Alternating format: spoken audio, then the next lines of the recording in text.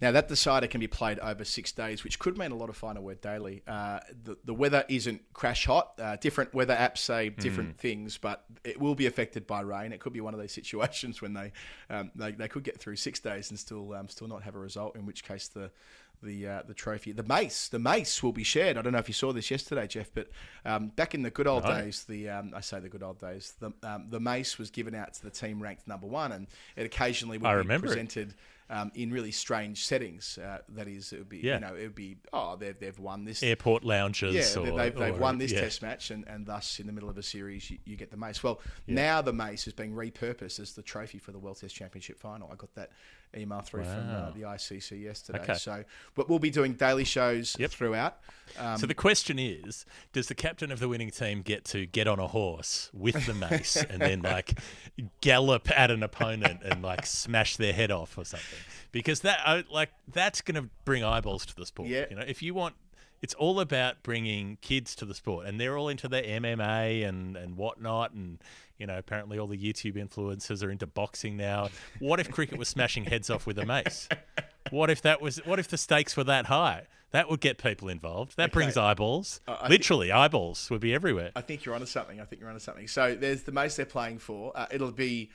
They said it'll be shared if the game is drawn. So I wonder whether that means it'll be like a custodial arrangement where Virat Kohli gets to have it, Kane Williamson on every second weekend Kane Williamson gets to have the mace, or vice versa, or maybe shared custody where school holidays they have a certain thing where they get 1 week each. Or they go, maybe they're on good terms. Maybe they can go on holiday together and they can take the mace with them. Show the mace around. Yeah, wasn't there a celebrity couple? Someone will pull me up in the comments on this who did this recently. There was a celebrity couple. No, it was Michael Clark. Michael Clark, there was a big report that he got back together with his ex-wife because they'd all been on holiday together. No. We just get on really well, and we're having a family holiday despite the fact that we have consciously uncoupled, or whatever the jargon is these days with celebrities when they are no longer together. So, no, but yes, what do we know? We know that Ajaz Patel's going to play, Jeff, and this excites me. He bowled so well at Edgbaston last week with his 4 wickets. Simple approach. Nothing particularly special looking about the guy. He's about 5'8". Simple approach. He walks. It's like he's going to the fridge. He just walks up and stops. He doesn't even take a step to follow through. He just goes loop, and then somehow he gets this nice bounce and he lands it on the spot. Yeah. They talk about trying to get over the front leg. He doesn't do much of that. It's just it's all kind of shoulder and finger. So he's playing. Mitchell Santner's been left out. Will Young is the spare bat for New Zealand, and all the fast bowlers are in the squad. So they'll make their decision. It's a group of 15. Presumably, we'll find out India's squad later today after we've recorded. But as we discussed on the Daily Show a couple of days ago from Edgbaston, we really know what the Indian group is going to be, and we know the decisions they need to make. It pretty much boils down to we know who the 12 are. Well, it's just really about we sort of do how it works out. Well, how does Jadeja get in the team? The question is, how do they get Ashwin, Jadeja, and the right balance of fast bowlers all there? If they play 3 quicks, they can do it. But if they want to play 4 quicks, as New Zealand probably will, I know Colin de Grandholm will be the swing man for New Zealand but then to get 4 quicks in, you need to leave out de Grandholm and play Patel. For India, it's a fraction different. Their all-rounder, so to speak, it would have to be Jadeja, and he might have to bat quite high up to enable 4 fast bowlers and Ashwin to play. That's the issue.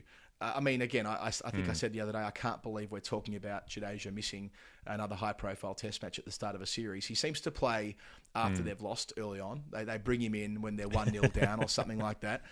Well, this time they don't get that opportunity. It's 1 and out. It's a final. It's a decider in a one-off way. So I reckon that they do well to reconsider that. And yes, it might mean they can only go in with 3 quicks, but 3 quicks plus Jadeja with his batting, with his fielding, with what he can do as an all-round package. I just can't see any other way. They have to pull that rein. I know it's not going to turn big down there, but it's not just about turn with Jadeja. It's about control, and it's about what he can do down the order with the bat.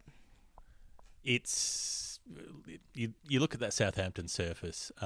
Generally, it's not hugely exciting. It doesn't do a massive amount, but it can spin. And it can spin when it's been dry, and it's been pretty dry for the last month or so down there. So it's likely to turn, and particularly if you get some play on it over the course of 6 days, that's going to keep happening. Having two spinners is going to be a better option than having one spinner.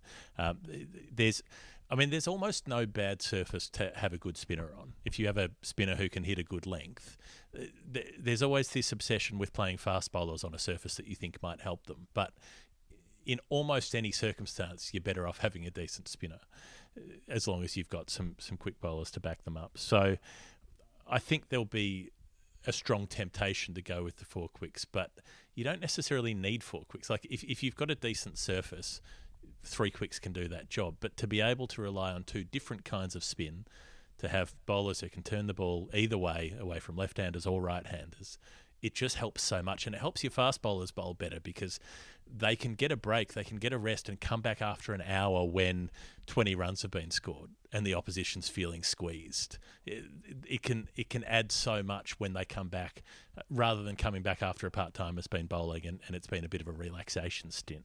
So I think that he's got to play. I don't think that necessarily means that he will, but I think he has to for India to have their best chance.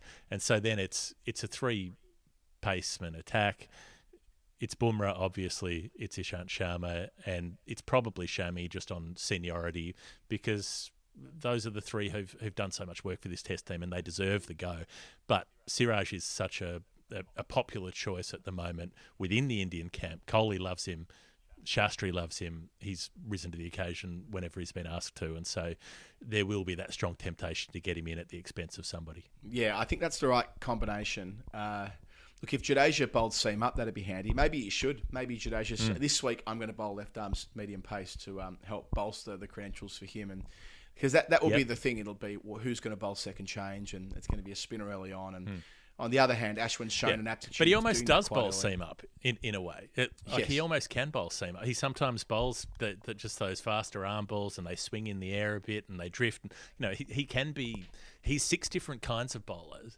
And he's a fielder who will get you a wicket by his fielding alone. Out of the 20 wickets in a test match, he'll get you one. He might get you two. He might get you three. And he might save you 30 runs in an innings in the field. So I just think there's so much more to him than just the bowling. And you put it all in a package, you have to have him. Yeah, and you complement... you put that alongside a batting lineup which has the engine room of course, Kohli, Rahane, Pujara. We saw the way that Shubman Gill sort of lit the world up in Australia back at the start of the year. Rohit Sharma. I mean, it is an imposing team. So no matter how excited you might be getting around New Zealand right now, and I get it, I've just watched them play 2 test matches and perform exceptionally well. It's a daunting Indian team at full strength, more or less, at the moment. So cannot wait for that. It begins on Friday down at the Rose Bowl, and a reminder that we will be here every night doing the Final Word Daily.